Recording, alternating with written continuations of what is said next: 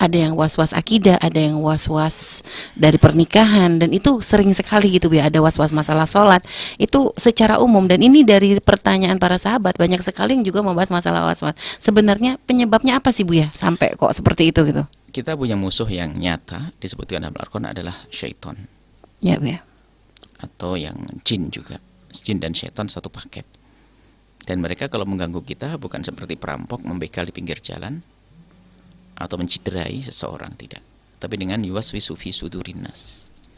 Jadi was-was itu akan selalu dibisikkan. Hanya bedanya ada di antara setan-setan yang gagal. Dan sebetulnya setiap saat tuh setan menjadikan kita punya was-was. Sesaat dimulai dari prasangka buruk itu was-was juga.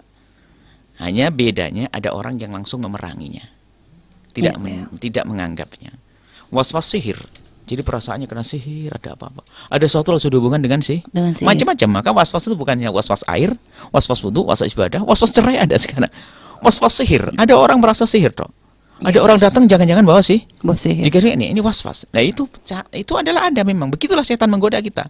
Tujuannya adalah bukan urusan itu. Coba was-was wudu. Tujuannya bukan ganggu wudu. Biar sholatnya nggak benar, gitu saja.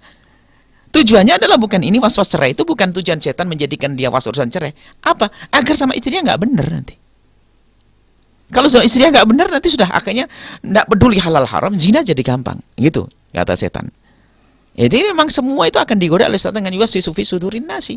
Akan diwaswasi oleh setan, oleh iblis, oleh jin di dalam hati manusia untuk itu. Maka di antara yang pertama adalah dengan ilmu.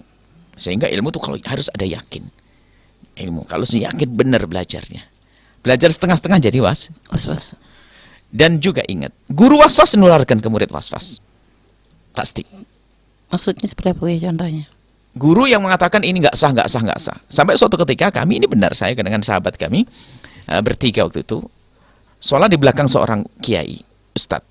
Semoga Allah mengampuni, atau masih ada atau tidak. Awal tahun 99 atau berapa itu. Kita ke Indonesia, kiai. Dia membaca bismillah dengan bss, suaranya kan keras, bss, diulang lagi, bss, tapi kenapa ya? Kita di belakangnya. Allah Akbar. Setelah itu apa? Semua santrinya begitu caranya. Bss. Kemudian apa? Cara jalannya itu harus semuanya diatasin pakai kelompen tinggi-tinggi. Sudah kayak mau jatuh. Semuanya pakai sandal di atas lantai yang bersih-bersih semuanya itu. Khawatir kena najis. Semua muridnya kena. Ya Allah. Makanya kena. Jadi nular penyakit was-was itu. Kalau berguru dengan orang was-was, pasti ketularan was-was. Karena sudah benar dianggap tidak benar. Akhirnya diulang lagi ke bawah. Akhirnya kata kiai saya tidak sah. Sehingga lihat, sudah berjalan sarungnya diangkat, kebuka aurat lututnya. Kan aneh. Ya. Macam-macam. Sudah begitu sampai ada yang nggak mau salaman dengan ibunya, nggak salam dengan suaminya. Karena takut kotor dan sebagainya, takut najis, was-was, macam-macam. Jadi hendaknya siapapun yang punya mulai bibit-bibit was-was ini segera Anda perangi. Yang bisa ngobati hanya Anda sendiri. Anda jangan mau capek. Jangan mau dibikin capek oleh setan dalam ibadah. Baik. Ya, insyaallah selesai, insyaallah. Baik ya Bang, dan mungkin termasuk tadi Bu ya, karena ketidak mendalami tentang masalah ilmu itu Bu ya. Jadi paham ilmu. Kalau Imam Ghazali langsung tutup poin bahasanya orang was-was itu berangkat dari ketidakmengertian. Bahasa kasarnya kebodohan. Baik, ya, subhanallah.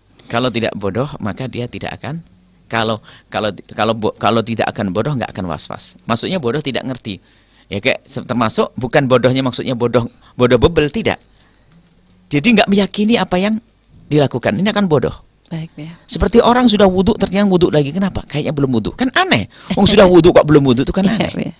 Ya, tidak mencerai kenapa kayak mencerai, kan aneh. Seperti itu namanya was-was. Setelah Anda menyaksikan video ini, jangan lupa berselawat kepada baginda Nabi Muhammad sallallahu alaihi wa alihi wa sahbihi wasallam.